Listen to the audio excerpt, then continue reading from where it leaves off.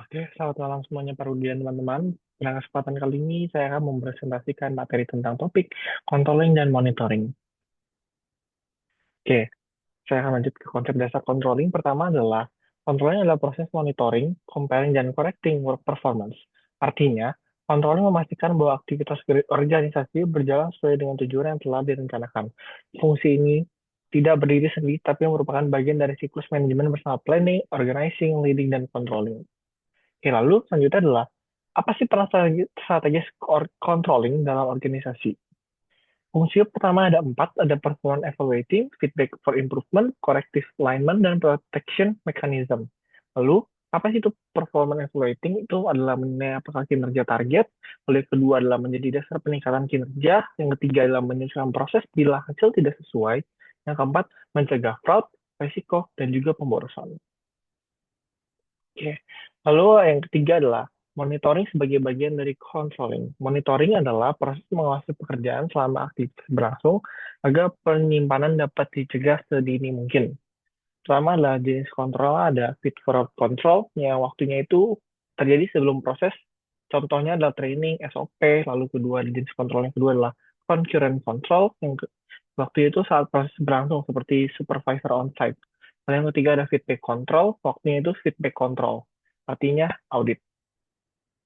Nah, feedback sendiri membantu mencegah masalah, concurrent sendiri membantu mengawasi proses, dan feedback membantu memperbaiki hasil di masa depan. Nah, lalu yang keempatnya adalah the control proses atau proses pengendalian. Yang pertama adalah measuring performance. Pengukuran dilakukan menggunakan data kuantitatif maupun kuantitatif. Contohnya penjualan, waktu produksi, absensi pegawai, dan juga data pelanggan. Lalu yang kedua adalah comparing performance, hasil aktual dibandingkan dengan standar performance, KPI, dan rencana strategis.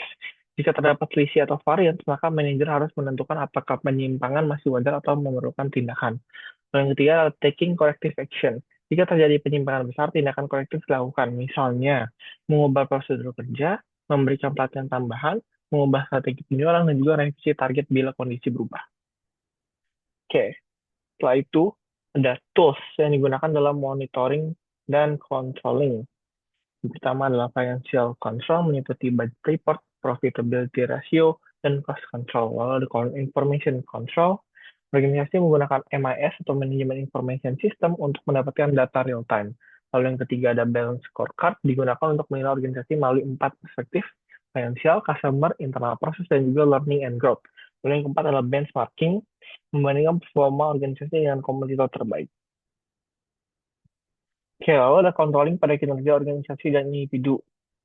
Yang pertama adalah organizational control, fokusnya itu pada produktivitas dan efektivitas. Contohnya bisa jadi revenue growth, operational efficiency. Lalu juga ada employee performance control, fokusnya itu pada sikap dan perilaku. Contohnya bisa pada feedback, disciplinary action, dan appraisal. Nah, lalu juga dalam ada tantangan kontemporer dalam controlling. Yang pertama adalah global regulation dan budaya yang berbeda, lalu juga ada workplace privacy versus monitoring system, ada employee theft dan corruption prevention, dan lalu yang keempat ada cyber security dan AI surveillance, dan kelima ada corporate governance accountability. Oke, lalu untuk sedikit yang saya bahas adalah Olympus Corporation. Nah, ini tuh didirikan tahun 1919 oleh Takeshi Yamashita, dan Olympus ini bergerak dalam operasi medical imaging dan endoskopi, ada consumer cameras, dan juga ada scientific dan industrial solution. Kekuatan perusahaan ini meliputi menguasai lebih dari 70% pangsa pasar global peralatan endoskopi medis. Yang kedua adalah brand internasional terkenal di bidang kesehatan dan fotografi. Nah, untuk ini, kenapa bisa terjadi? Pertama, measuring performance itu adalah manajemen menyembunyikan angka kerugian, bukan melaporkannya. Lalu yang ketiga, comparing performance, tidak ada verifikasi internal terhadap penyimpangan terhadap akuntansi.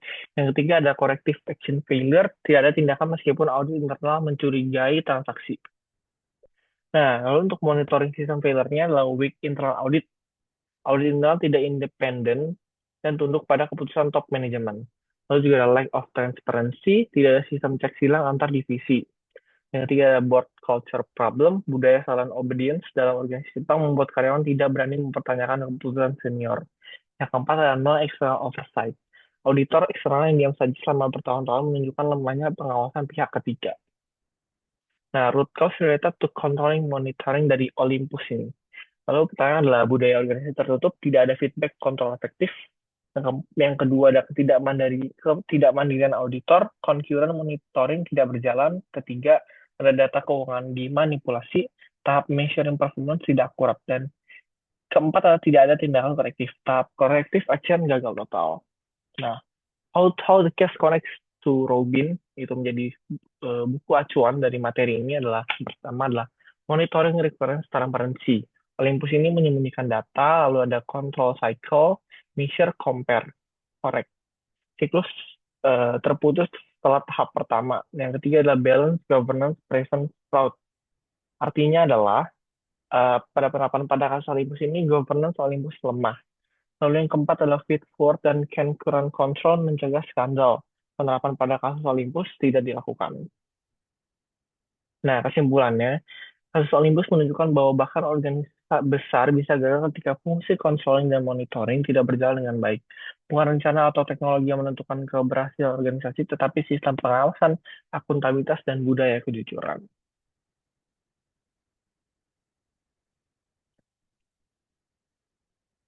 Oke. Sekian dari saya, terima kasih.